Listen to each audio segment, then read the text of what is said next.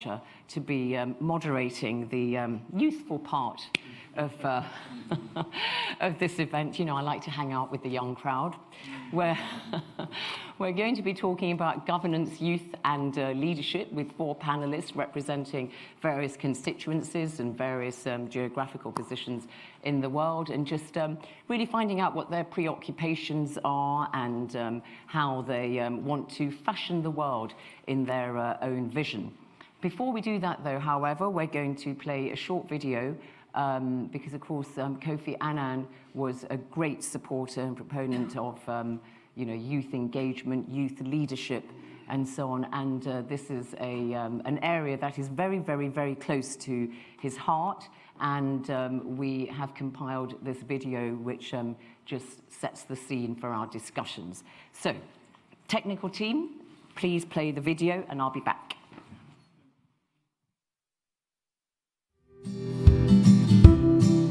I am Kofi Annan of the Kofi Annan Foundation. The young people are the ones who are going to inherit this world. Now we need to look to the next generation to carry on the fight, to really help make the world a better place to live and to be able to pass a baton on to them. What is important is that we all commit and we do our little bit. If each of us were to do our little bit, when we look back collectively, we'll be amazed at the giant and big contribution we have made.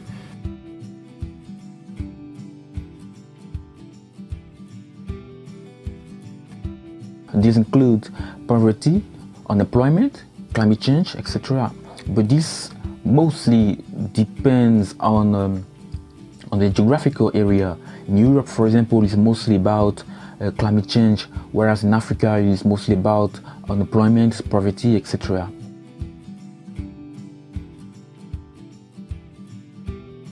The fact that youth usually is not anyhow limited by an official position or the work that they have done before. Therefore, it allows them to be faster in responding. And in many cases, we've seen a number of very creative approaches. And the youth usually uses technology, which I think is one of the major assets and one of the major sort of innovations that have been that the world and the world society have seen in the recent years.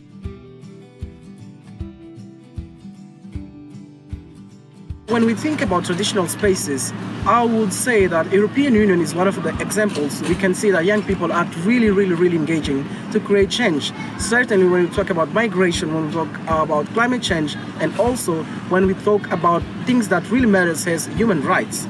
But then we must look also for African Union, because the African Union Youth Commission is really working hard to bring a new impactful and a new way of thinking. But not only that, they are doing like real impacting in the local spaces.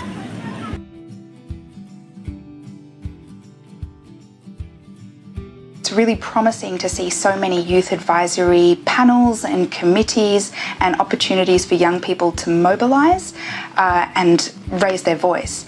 But I do think that sometimes these groups can be siloed and their views sidelined.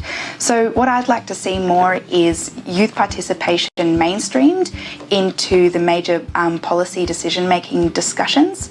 So what that means is when there is a boardroom full of senior decision makers who are discussing policy on climate change, on infrastructure, on health, on education, there needs to be room at that table for young people to contribute their voice, because they're the ones who are going to be inheriting that policy in the very near future.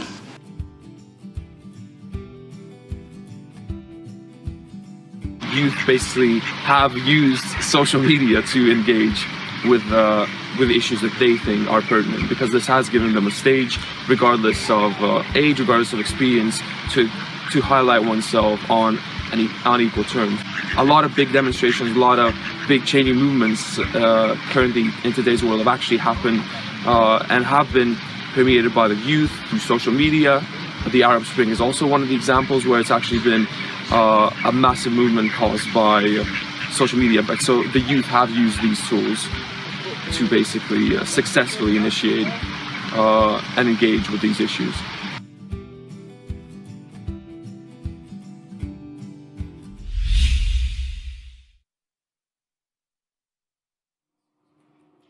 So my panel are keeping me company on the stage. You know where you're sitting, panel.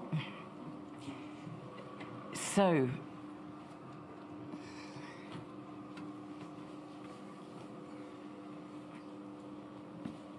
it was a good video, wasn't it?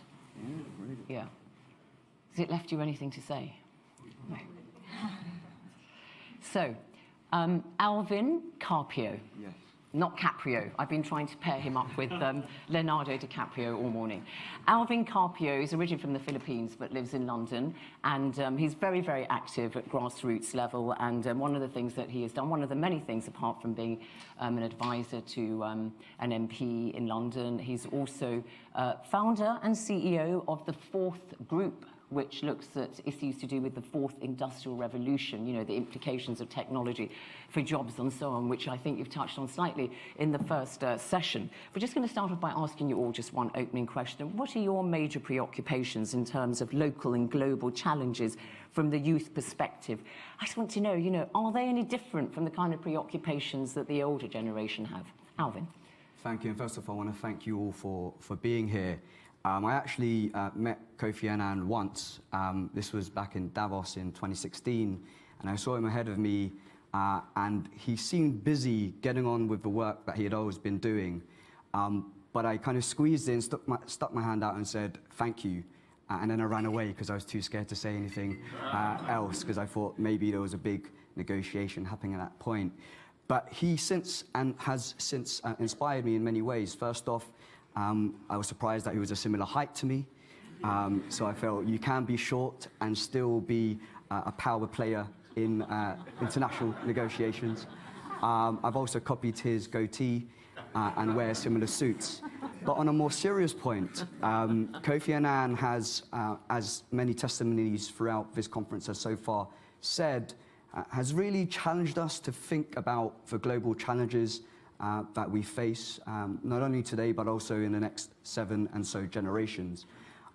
In terms of the challenges that we at the Fourth Group have been looking at, coincidentally at the time when I met him at Davos, they launched the Fourth Industrial Revolution book. And throughout history, there have been campaigners who have looked at the injustices from the First Industrial Revolution in Great Britain and beyond. And so to kind of say what we're doing now, we really think about the impact of technology on society. And so there's 2 things I want to leave you with. First off, it's about coming together to address these new challenges. But also, the second issue you want to really tackle is fighting nationalism. And I'll get onto that later on in the conversation. You don't have to leave them just yet, by the way. We've only just started. OK, so nationalism and technological change impact. Thank you very much indeed, Alvin. So, Natasha Kimani is from Kenya and is a Mo Ibrahim Fellow as well as a Chatham House Fellow, a lawyer by profession. She is the communications director for an NGO called Well Told Story, and that looks at the power of the media for change and social change and political change and the impact on young people in particular. So what's the answer to that question? What's your major preoccupation? I think for me it's unemployment in Africa, especially youth unemployment. And I met Kofi Annan when I was very young, in 2008 when he was in Kenya. I was an intern, and it was an extremely volatile time in Kenya. And he seemed to handle that situation very gracefully at a time when grace was needed in Kenya. Something of interest to note is that 60% of Africa's population is under the age of 25. Half of that population under the age of 35 is eligible to vote, which means we're the youngest electorate in the world. Yet, unemployment is the highest in Africa. Young people are, if you read the Mo Ibrahim Index report, 60% of young Africans feel that their plights by the governments are not addressed. And the index shows that African governments have not been focusing on young issues affecting young Africans. And one of the solutions that African governments do is creating youth funds. But those youth funds only account for 0.05% of the budgets. So what happens to the other 99%? Where do young people matter? And I often say, if you want to know that a government means what it says, look at its budget. That's where they mean business. So if you tell me that young people matter, but you're not budgeting for us, then we only matter in boardrooms and in conferences. But when it counts and in implementation, young people don't matter. And more importantly, young women in Africa are not represented. African governments are not responsive to their plight and their needs, and African women are not represented in governments, except employment and governance and representation in governance. Thank you very much indeed for those opening thoughts. Hajid Sharif is from Libya and is part of an NGO called Together We Build It, or Let's Build It Together. I forget which one. Together We Build It. Got it right first time. The name after you said Let's Build It Together. Yeah. It's got more of an imperative about it, hasn't it? Yeah, it's very good. And you, so what's your NGO is based in Libya, and it obviously is trying to deal with a very difficult situation there. So what are the local and global challenges that most concern you? I think the most important thing to highlight is that when we talk about global and local challenges or any sort of challenge, we're not really talking about a youth issue and a seniors issue and a women's issue, etc. We're actually talking about the issue that we're all facing, that we're all living. But when we're talking about youth engagement, then we're talking about adding a perspective. I think everyone can agree that no one has the full answer, and Kofi Annan understood that very well. No one alone or a certain group of people can fix the climate change issue or can fix the peace and security issues. So when we're talking about youth engagement, we're not really talking about, there is this very special context-specific issue that affects us, only youth, but we're talking about adding the perspective of a very important group of young people within the society in itself. Thank you very much indeed. And Anissa Taimari is Communications Assistant at the United Nations Association UK, and very talented young lady, very excellent academic credentials from SOAS and LSE and all the rest of it. So what is your major preoccupation? Well, I never got the chance to meet Kofi Annan, unfortunately, but doing all the work with this conference and with UNA UK, I do feel like I got to know him these last few months. And I think at UNA UK, one of our primary concerns is Kofi had an amazing legacy of not only championing children, but opening the institutions like the UN to a variety of stakeholders, whether business, civil society, and the youth. And for us, we have a campaign called Together First. A primary concern for us is moving initiatives like yours and giving them that access to the space at the table where they can influence policy effectively and move beyond rhetoric and actually fulfill that part of Kofi's legacy that we probably haven't gone far enough with. And that is primarily at the global level. We see with climate change the amazing impact that youth have, mobilizing social media, like they said in the video. We want to channel that and be the advocacy branch of bringing NGOs to the table effectively. All right, good. Okay, so a good selection there of challenges, and I'm sure you all agree on the ones that your colleagues have mentioned that perhaps you didn't emphasize. So Alvin, let's start with your ones then, because it ties in with what you said, Natasha, about employment is very, very important, obviously, as a source of empowerment and so on for young people, particularly in Africa, which, as you said, doesn't do very well there. And I think it's worth remembering, by 2050, Africa's population will have doubled, so that 1 in 4 of the people on this planet will be Africans. So they are, in a sense, the majority of the workforce in the future, and also consumers and so on. So everybody has better pay attention to the Africans. And so what can you do about technology, fourth industrial revolution, people worried about, there not being enough jobs, both at the top level and the lower income groups as well? Of course. Last year, the Fourth Group did a global inquiry into citizenship in the digital age. And we looked at 3 key questions. First off, what are citizens' rights and responsibilities in the digital age 70 years on from the Human Rights Declaration? Secondly, what is the biggest problem caused by tech? And third, what can we as citizens practically do about it? Now, for me, what was really fascinating was the broad scope of the issues that were mentioned, from addiction to our smartphones to the impact of technology in our relations with people around us. Third, around the kind of hidden problems in the economy, where we think about Amazon, we think about a huge tech company, when actually, when you look at the factories in places scattered across England, there was a story last year where a worker had to go toilet in a water bottle because they were afraid of going to the toilet, which is far away, and they wouldn't be able to match the targets for the day. So a lot of hidden issues. Of course, fourth, there's fake news and disinformation. But finally, also interesting existential threats. So the idea of lethal autonomous weaponry. Now, I think the point here is to say that the fourth industrial revolution is new and it's bringing huge, huge challenges. And it's not only going to take young people to actually address these problems, but also folk like yourself. Now, I think the difference here is that generationally, young people, I guess, tend to have a bit more time. Students are wrapped up in the idealism of being embedded in books of history and talk about how you can change the world.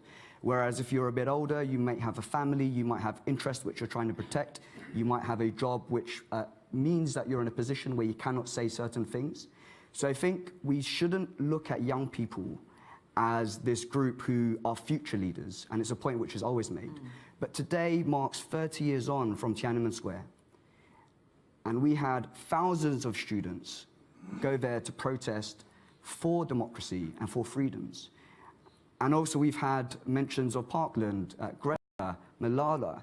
These are not leaders of tomorrow, they are leaders of today. And I think the big difference is that they have a voice which not only must be listened to, but also should lead to policy changes.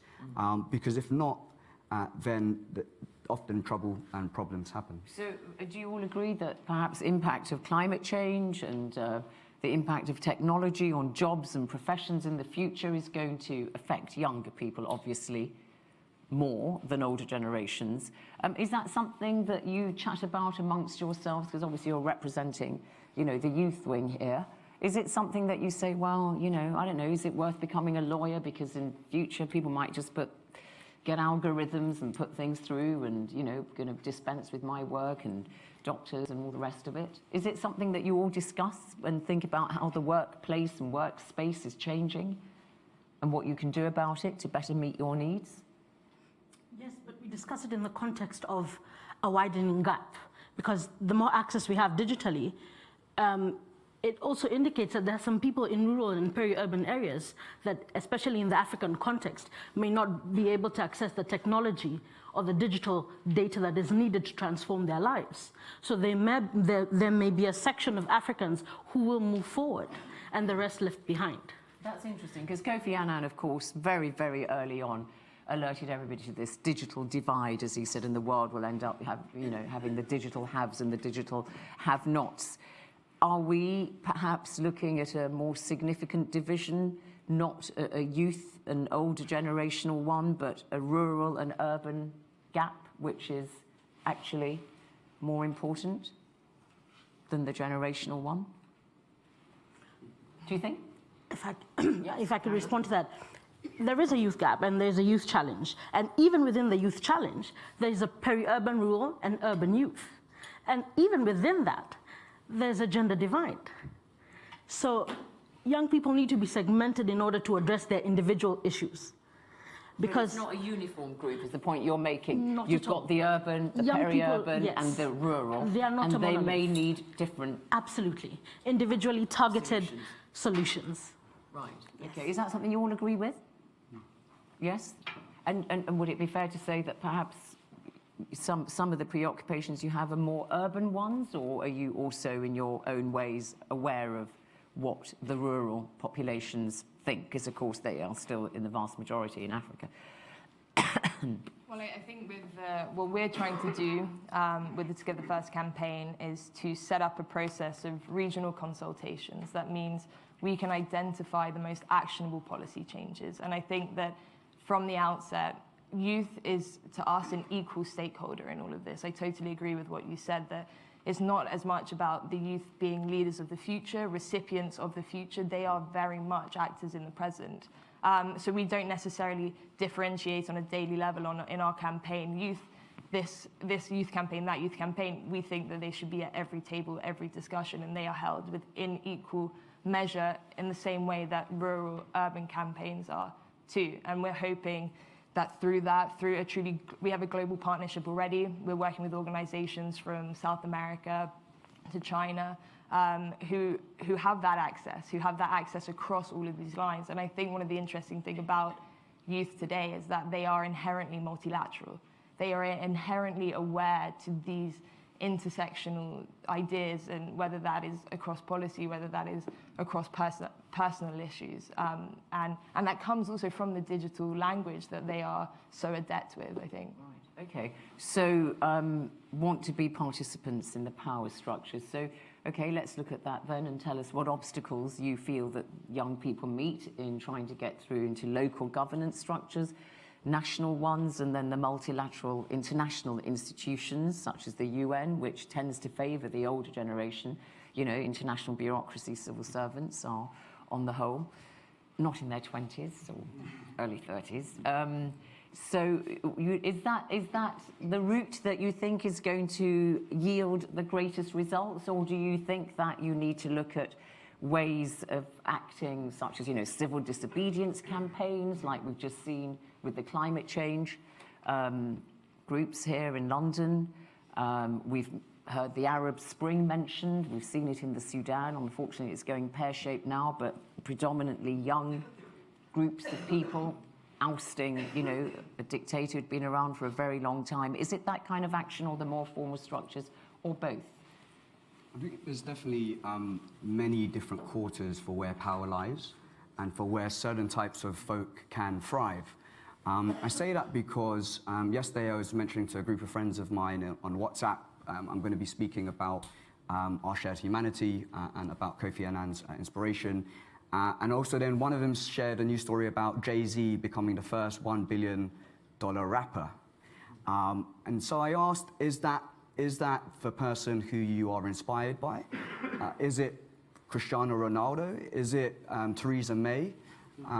Is it Donald Trump? Who are you inspired by? And I think the point that I was trying to get to in the question is that influence lies in many quarters. In many ways, influence has shifted from Washington and Westminster to Silicon Valley and Shenzhen. When you think about how tech companies have really influenced the way we live, work, and play. On a daily basis, you're on your phones right now, which is changing the way we're interacting even in this conference today. So I think when thinking about influence, what's really interesting from the conversation yesterday is just to talk about United Nations in the 21st century. And I think I asked them, would you actually want to be you know, a future Kofi Annan? And actually, interestingly, they said, of all the people you mentioned, he's the biggest role model. I didn't kind of try to say that, but interestingly, you know, not you have Jay-Z. Not Jay-Z. I mean, you could be rich, but actually, in terms of role model, who you'd want to share with your kids, it was Kofi Annan. And I think the general point is that young people have many different ways to make a difference. The only thing about the UN and big institutions is that it's a bureaucracy, and there's good and bad. And actually, for accountability, you need to show you know what you're doing. The whole point of a rise in an institution is that there's checks and balances. But do we need young people in these institutions? Yes. It's about kind of being open to that possibility. Right, very good. I hope you told them, no offense, Jay-Z, but right answer. Kofi Annan, yeah. Hajid, so you're from a country which obviously, Libya, is sadly very conflict-ridden. You mentioned how, you know, conflict resolution and peace and so on, and peace building is very, very important. And of course, that was very important to Kofi Annan. He worked as a troubleshooter in so many places in the world. How do you feel? I mean, how do you feel as somebody in the NGO world? Do you feel very frustrated? Do you feel that you're on the outside, hammering at doors, trying to get in to influence change, or what? I'm afraid if I answer this question, the real grumpy person inside of me is going to appear right now. But I think it should. I think it should. To be completely honest, I'm not only frustrated, I'm seriously disappointed. I'm disappointed on the fact that, it's 2019 now, and we're still talking about the right of people to participate. We're still trying to like knock a door that is supposedly still open, you know? If we're talking about engaging with the UN, for instance, I can reference so many reports, so many Security Council resolutions, conventions, in speeches, etc., where like we don't really need to convince the UN or any global leader that not only us as young people, but the people in general that has something to say and has a contribution to do. I think it was very apparent that there is a leadership crisis, and it's really sad because I feel this is a time in history where we need to come together and we need to see role models. But the conversation you shared, I think it goes along everyone, at least in my generation and below. When Kofi Annan passed in the summer, I had few friends talking to me, and I think it was very interesting that all of them said one thing: we think he's the last leader. This is the generation that I grew up with. I was born in '92, and all of my friends, we started to believe that we lost all of them. And with all due respect, with all the global leaders, the current ones, but I mean, sorry, apart from Beyonce, I don't see anyone else. Seriously. I'm serious. I don't see anyone else. Let's leave the titles away. I mean, I remember when I was around 6, whenever someone in the house will say, do you want coffee? And then my brother will say, you want coffee or Kofi Annan? And that says a lot, because we did understand. Like, we were 5, 6, 7, and we did understand what Kofi was doing. If you go to a club nowadays, you're gonna hear the Kofi Annan song. So when I was checking in at the airport, the security guy asked me, so what are you gonna do in London? Of course. Anyways, and then I said, well, I'm here for an event to honor Kofi, and then he said, Kofi Annan, and then he said, so you work with UN? Of course, that was the question, because like, why don't you have a UN passport? And it was just so interesting that that guy still remembers Kofi Annan works with the UN. And ask anyone, I mean, you will remember Kofi Annan as the leader, as the one who really put the peace and security agenda, as the one who put the human rights agenda. Even when it comes to business and human rights, it's Kofi Annan. But you think it's being marginalised now because there isn't anyone really carrying that baton? And I don't think it's about one person who's doing this. I don't think there is anyone at the moment, whether an individual or an institution, who's really taking the step of being honest and speaking the reality and speaking the truth, you know. At an international level, particularly. Okay. Yeah. So before we just go... Sorry for my grumpiness, by the way, but you asked. It's positive. I did ask. I did. So. Yes. No. It's very, very, very, very, very good answer. Yes. Thank you. So Natasha, you mentioned that you work a lot with gender as well, and so when we're talking about young people trying to influence the world they live in and so on, you feel that women are even more disempowered than young men are, and that your country, Kenya, unfortunately, in terms of government representation for women is not great, unlike Rwanda, for instance, in East Africa. Any special challenges, and how do you get over those obstacles for women? And you might want to answer that too. Well, and I'll speak about the African context, because that's what I think I'm most fluent about. There are quite a number of hurdles that women have to jump through. And in Africa, the first and most important step to be successful in politics is you have to be married. If you want to be respected, you have to be married. And not just married, but married to a respectable man. He must count for something. Second, you must have children. And, you know, 1 or 2, 3 is good. Third, you must be endorsed by a political leader who matters. And I'll give you an example. If Prime Minister Raila Odinga endorsed me, I wouldn't even need to campaign. I'd literally be elected in my sleep. If you're a single woman running for office in Africa, you will have the hardest time, because it will become about who you are in your private bedroom. It will become not about your policies, but about what you could do, how pretty you are, what shoe you fit in, what shoe you don't fit in, how you looked in a particular dress, and whatever your political ideology is. For example, about Theresa May, I don't think a man would handle the job that she handled. And the flack that she's gotten, I don't think a man would have gotten the same. Now, if she was in Africa, my goodness, there'd even be a rap song about her. And Twitter would be going off. So often what we found and I'll give the African context, is girls don't want to participate in politics because it's too much. It's not worth it. So they'll just let the men do it. So the first step for me is, can we change how we think about young women? Mm-hmm. Can we change how we frame our conversations around them? Mm-hmm. When we say we want them to sit at the table, are they sitting at the table and being quiet? Or are they sitting at the table and giving meaningful interaction? Also, when they're invited into forums, you'll find that governments often invite them in forums relating to do with a policy relating to mothers and breastfeeding, a policy relating to menstrual health, hygiene. But when it comes to climate change, when it comes to foreign affairs, apparently there are no women who have a voice or have a thought in relation to that. Do you support quota systems for women in parliament and... That's one step. That is one step. But the problem also with quota systems is it's sort of like a box tick. Right. It's an easy option because they'll get into parliament, but they won't engage. All right. And also in terms of the youth agenda, we're finding that the obstacle, I mean, Nigeria last year, for instance, lowered the age at which young people could stand for office. But you're saying, do you agree that you need resources to campaign and so on, and a name behind you, that acts as an effective barrier?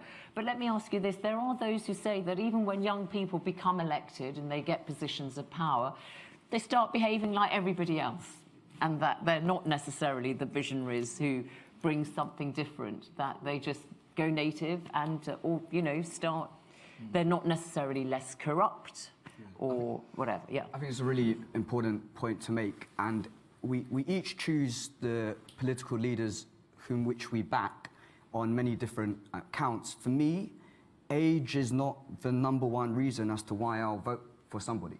Now, if you look at UK elections, there were a higher share of young people who voted for Jeremy Corbyn, who is, well, I mean, he's not a young person, but he, by any stretch of the means, maybe young at heart, but he did look out for young people. No offense, Jeremy, if you're listening. Yeah. I'm sure, he will be fine with it. But he looked out for the issues at which young people cared about. Too high rents, tuition fees.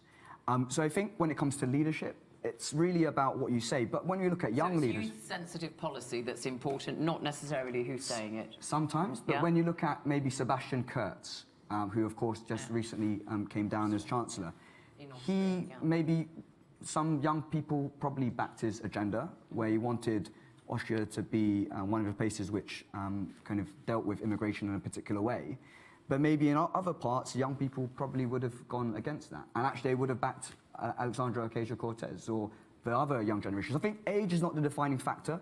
It's about what agenda they bring to the table. So do you all agree then that in the Kofi Annan video we talked about, somebody mentioned the point about silos and so on, so when it comes to government structures, not necessarily who's sitting at the table, but the fact that governments have to be responsive to the needs of the younger generation and have that right across government departments, not just, it's about women, so maternal health, but right across.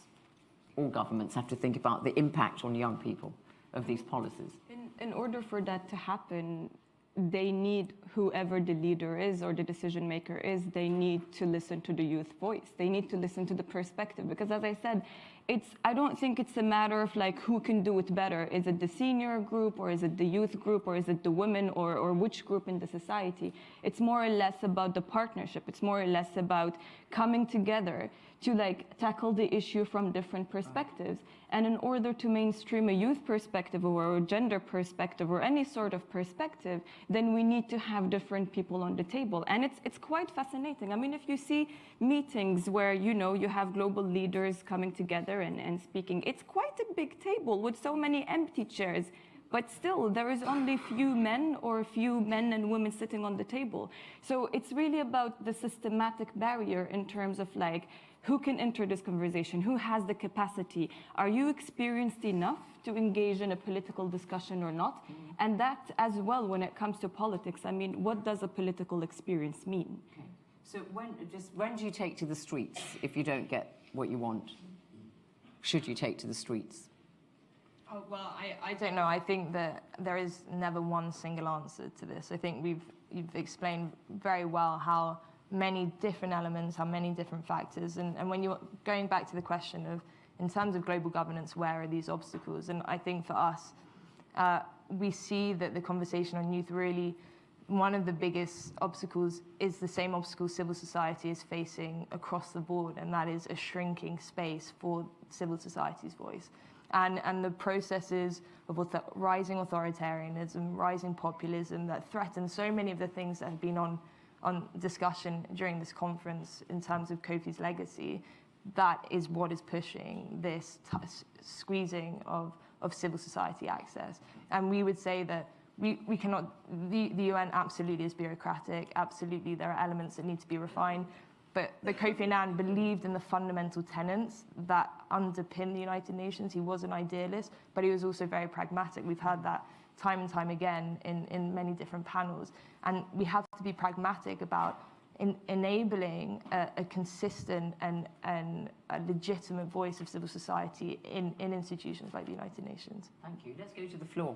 Hands up. I would like to hear from some of the young people in the audience as well. I mean, no, just initially.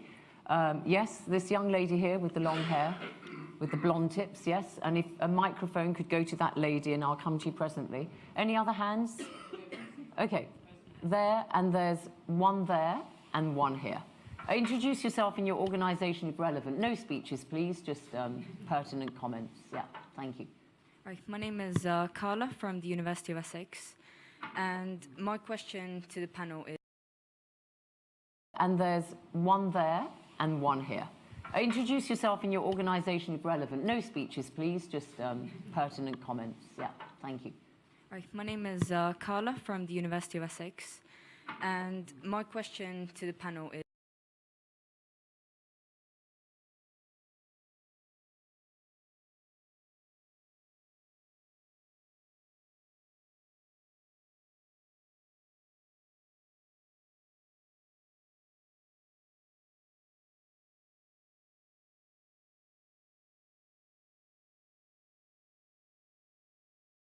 relevant. No speeches, please, just pertinent comments. Yeah, thank you.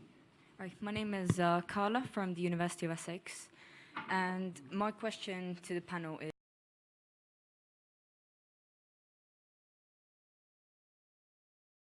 to talk about gender equality and the work of UN Women.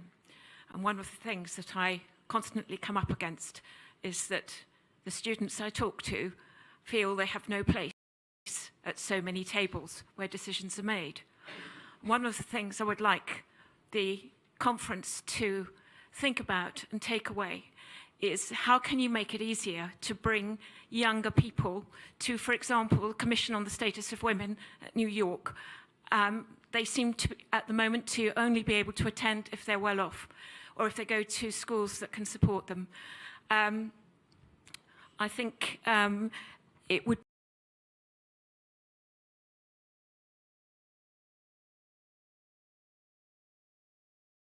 at the moment, it's almost impossible unless you are an expert in the United Nations. If you're an outsider, if you're a school, if you're a university club, a UN club, to try and get 4 students to the United Nations to CSW is almost impossible. So any comments you have, I'd be really grateful to hear them. They may not be competent to answer that particular question, but thank you very much. We'll take that at least as a comment. Could you just pass the microphone to the young man there? Yes, thank you. You got it. Hi. Yeah, Hi. Thank you. I've got a question concerning what's... yeah, I'm Shao from China. I'm just reading the papers, and there are reports about what's going on in Sudan and in Algeria recently. And I don't know what's the root causes for those turbulences.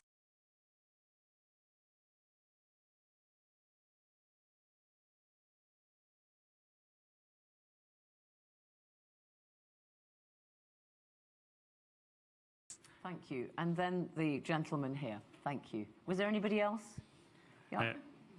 And brief, as I said, because we've only got a few minutes. Hi, Ronan Tynan. I will be as brief as possible. Just first of all, I want to thank the panel for yet again identifying, for me certainly, what was special about Kofi Annan. I want to ask the panel then specifically about the whole issue of human rights, because one member of the panel used the term crisis of leadership.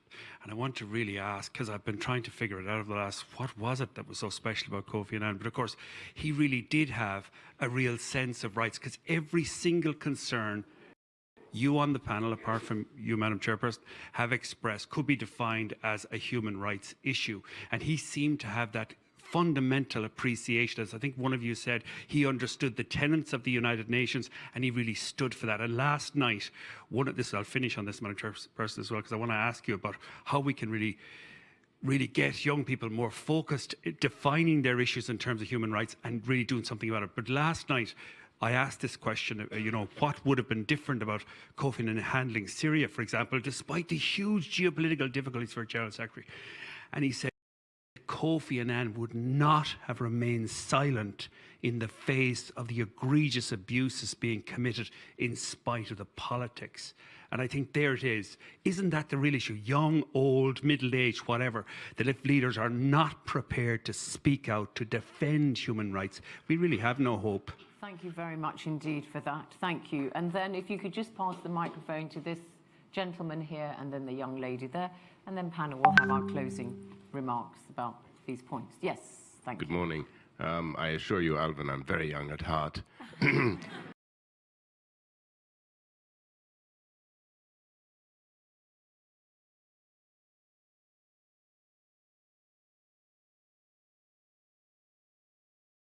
Sorry.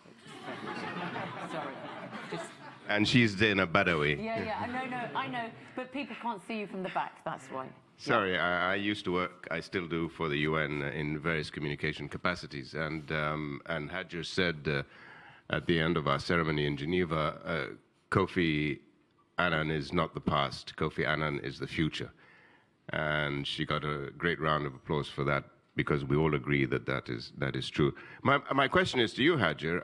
I was intrigued by your mentioning Beyonce.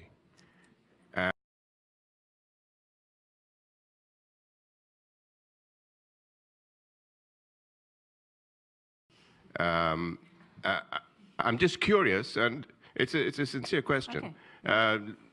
In what way did you think of her? And Zainab, I can answer the question, if you want me to, on interns, unpaid interns. Yes. At some later stage, perhaps we can talk about it later. To Elizabeth over there, yes, about internships. No, the internships was here. Yeah, no, but she also that was letting people into the UN. So yes, the unpaid internship, and that was it's about very getting simple. access to the UN. Yes. The unpaid internships is a matter for member states to decide, because when you say the UN, if you're talking about the Secretariat of the United Nations, which are the four or five headquarters we have, New York, Geneva, Nairobi, Santiago de Chile, and Bangkok, we are not authorized to pay, we being the Secretariat of the United Nations, because it's not in the budget. Member states have to approve a certain amount in the budget every year for interns. This historically has never been done.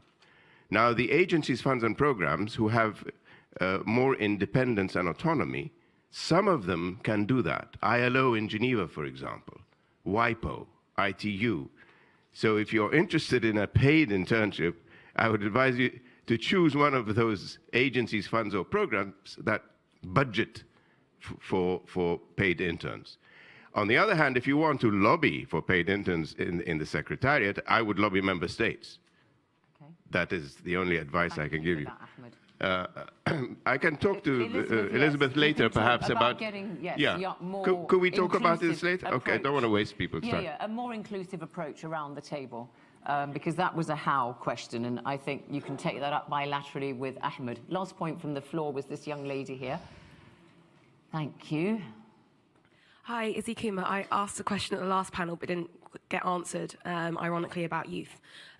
So my question is, how can we equip young people with the skills to meaningfully contribute? Not just create the forums for them to actually come to the table and participate, and not to come to the table to talk about youth issues such as unemployment and climate action, but how can we equip young people with the skills to expand their horizons to actually have a say on all issues. And the reason they may have to use social media is because that is the only space they can do that. But how can we actually equip with the skills? Okay, very good indeed. Okay, panel, so your closing remarks then, incorporating some of the points from the floor, how can you equip young people with the right skills so they know how to take advantage of, space that might be opening up or not? The gentleman there about a human rights-based approach to this whole discussion, which was championed very much by Kofi Annan. There's a question there from the gentleman from China about employment being perhaps at the core of some of the conflicts that we're seeing in Algeria and Sudan at the moment, with people marching on the streets demanding that. I think the internship thing has been dealt with, and a particular one to you about Beyonce. So I will come to you. So your closing remarks, and remember that we are here under the umbrella of, our shared humanity, exploring Kofi Annan's legacy. So, Anissa from UNA UK. Well, I think I probably have to give a broad stroke thing to answer to all of those great points. I would just say that on the human rights thing, I think that you're right, all of these issues are human rights issues, and that's why for us a huge vital thing is accountability. And I think that in the way that Kofi opened the United Nations to so many different stakeholders, that was under the belief that the multiple voices are necessary in order to allow for that accountability across these issues. And then in terms of youth, I think the youth are extremely skilled. I think that the youth at IC, our office is right around the corner from Trafalgar Square, and I saw the Fridays for Future protests, and when you see their capacity to organize, to take to the streets, to Greta Thunberg is having meetings with international leaders, I think that they are very well equipped, and actually that step up so that they can then take those skills, take that knowledge to influence policy is what we have to support, and hopefully we can do that through campaigns like Together First and all the work you amazing panelists are doing. Thank you very much indeed. Natasha from Well Told Story. On a light note, someone talked about political experience. I often say that a lot of politicians are just winging it. So sometimes political experience is not necessary because they're just making it up as they go. So I think it's important to not use that as an excuse to lock young people out of rooms that matter. About unemployment, I think one of the ways that African governments can begin planning for young people is actually budgeting for them. I go back to budgets because African countries have amazing policies. I think some of the best in the world, but they're collecting dust in some ministry library somewhere. So why not implement what you have? Young Africans are more educated than they've ever been. They have more skills than they've ever had. So what is happening? Why aren't we employed? Why aren't there opportunities? Is because they're not being created. So I think there needs to be some level of intentionality that this needs to happen, that this needs to change. In order for young people's issues to be addressed, we must plan for it, we must budget for it. So for me, that's a direction I would take. Secondly, I would say that it's important to note that even if there's need for civic disobedience, there must be space for it. Because I wouldn't encourage young people to protest if their lives are going to be at risk. I would say governments must also create and enable a space where young people are able to express their dissent in a safe environment. And we've seen that especially, and I will close by saying Kofi Annan did a remarkable job, especially for Kenya. And it is of note that a majority of his team was under the age of 35. Just very quickly on employment, when you say, and picking up the point there, particularly in Africa, people say that perhaps, young people are very entrepreneurial. And then actually you talk about, having to facilitate employment, but also to facilitate the environment for entrepreneurs as well. So Absolutely. this idea of employment and entrepreneurship is an important one. Absolutely. Linking the two together. Absolutely. Yeah. But also young people have been pushed towards entrepreneurship. And Which can more be good so, and bad, yeah. exactly, because more so are falling into the informal and vulnerable sectors. Yes. So that also needs to be protected. Yes. Thank you. Alvin? What was your name again? Izzy, from the fourth group, just to remind everybody, yes. So I've got one word for you, and that's organise. It's been, if we really think about change, there was a stat recently which said that it takes 3.5% of a population for something to swing for change. And when you get organised, when you get people on the streets, look, we had a petition signed by 130,000 people calling for Google to pay the 1.5 billion tax they dodged, which could have paid for 60,000 nurses. 2 people turned up to the rally. Now, we need to really look at the limitations of technology, and actually the real heart of it is organising. So let's meet up after this and let's organise. The final point is, look, I think the quote that I remember yesterday from Kofi Annan was the vision of a mountain and we together pushing up these boulders and rocks and some potentially slipping. Now, when I think about the biggest threats to human rights, to the sense of common security and a sense of peace and togetherness, for me, it's nationalism and protectionism. Now, that's my personal view. And those boulders could potentially fall and mean that actually the sense of United Nations, the EU being these conduits for progress, could collapse. And so for me, I really believe that there needs to be a lot more work done, not only with young people, but people across the board, to really think about complementing national interest and taking care of people within borders with global interest. Now, all of you here, you're global citizens, but not many people out there believe that they are. And so I think the key thing for us, so that those rocks and boulders don't fall that mountain, is to really renew the sense of global interest. And again, it's going to take us to organise to make that happen. Thank you. And Hajid from Together We Build It, an NGO based in Libya, your final closing comments. And I think you actually worked with Kofi Annan on trying to build peace in your part of the world. So you do please share your final thoughts on what that meant for your efforts. And Ahmed Foz's point about Beyonce, maybe get rid of the Beyonce point first. Yes, is she really your role model? Yes, you see, it's not only me, but she's seen her in a different light from now on.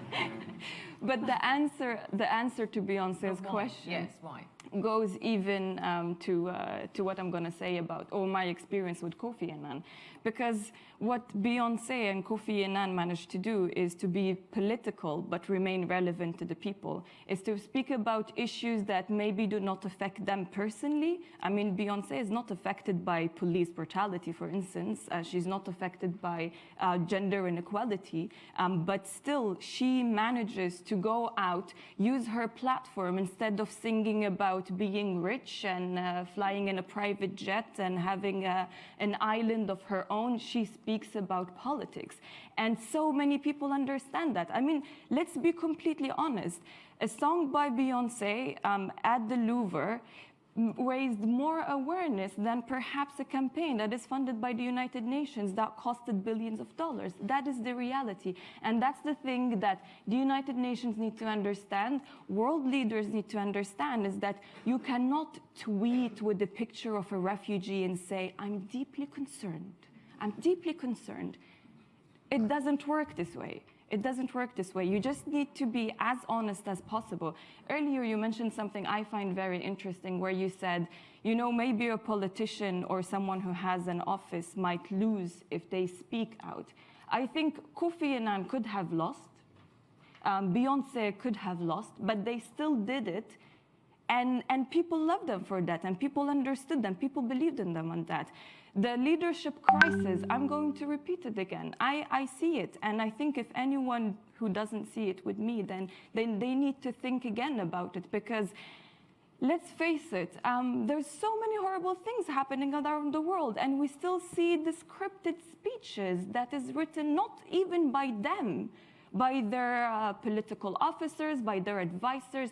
Every single word is like painted to mean so many different things apart from the reality and about from the truth. So why Beyonce is my role model at this point? Because she's the only one who's speaking out. She's relevant. Many people understand what she says. Meanwhile, that's not her work, but she still goes for it. And And that's something Kofi Your final did. point, yes, and perhaps linking the human rights agenda thing, yes. But I actually want to share something that I know about Kofi, and I said it, and talking about the interns. Kofi was very good in giving a voice to everyone in a room. In one of our meetings, and I think perhaps all of you can agree with me, usually interns have the silent mode on, you know? You are in the room as an intern, you take notes, but no one ever invites you to speak. Kofi Annan, if you are with him in a room, it doesn't really matter whether you are the head of state or you are in the intern. And I've seen so many times in meetings where Kofi will let everyone speak and then he will turn to the intern and ask them, what do you think? So it's not only about, you know, you need to have a space, you need to do it, you have like this guidelines to follow. It's just really about being like a human being and acting like a human being, whether you are the head of state or you are the intern. And if it happens that you are the head of state or if you are running an office, then just be relevant and just speak the truth, which is not happening. Haja, thank you very much indeed, Haja. And